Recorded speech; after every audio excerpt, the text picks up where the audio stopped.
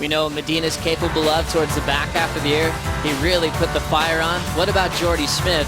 What does he have to prove today?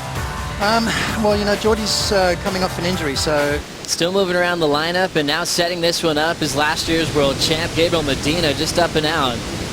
And that'll hand priority to Jordy Smith. As we know, he'll be flying through the day today, because... Have a bit of fun and catch a few waves. Jordy Smith now takes his first wave, locks in a pipe, a smaller tube, and he'll try to punch out, and he ends up going down.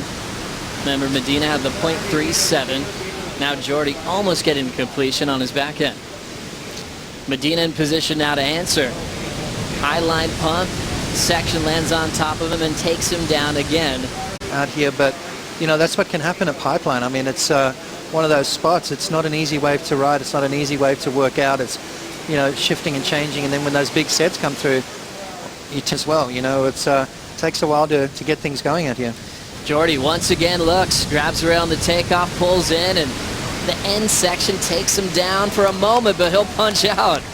Strong on his feet, and he'll get out of there. Made sure he got the completion. Late takeoff. Medina locks into a hollow on a pipe. He'll get puffed out.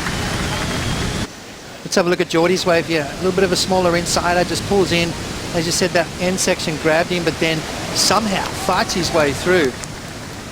Beautiful vision from the channel here. Jordy wave just kind of crumbles on him at the end there, but just has that really solid power base with that extra hand on the rail, gives him that extra point of stability.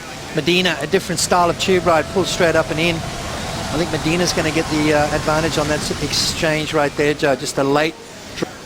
Yeah, there's a lot of implications in this round, not just for the world title, but guys that are really desperate for a result to try and requalify for next year. .33, he's looking at Pipeline. Big takeoff, a heavy section takes him down.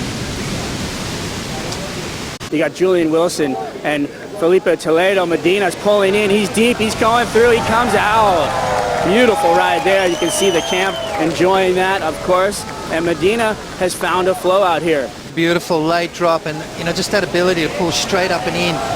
Comes out nice and clean. That's what the judges are going to love. That.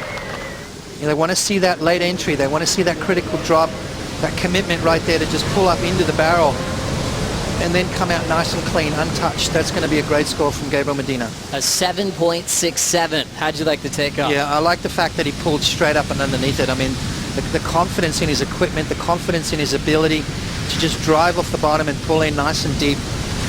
The judges want to see you disappear. They don't want to see the nose of that board. The deeper in there you get, obviously the more points you're going to get. And the Medina camp love that wave right there. Why not? 7.67. Highest score so far, Joe. You know, once that sun gets high, have a look at Medina. Medina now locking in off the bottom, pulls in nice and deep. The wave spits him out. Medina starting to heat up.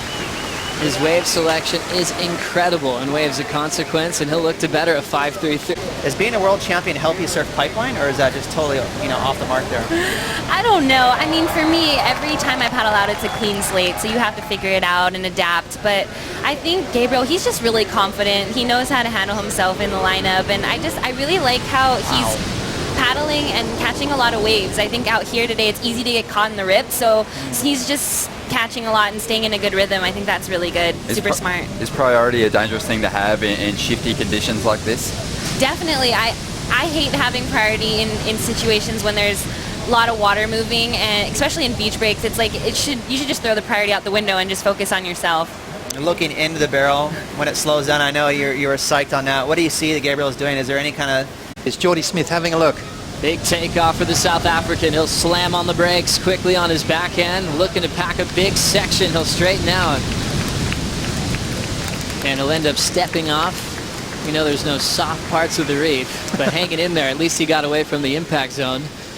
Now Medina stalls on the takeoff with both arms, now locks in. He'll come out to the screams of the crowd on the beach. His heroes, the Hobgood brothers, love doing this stall. Yeah, look at that, both hands, slowing himself down just to get himself as deep as possible right there.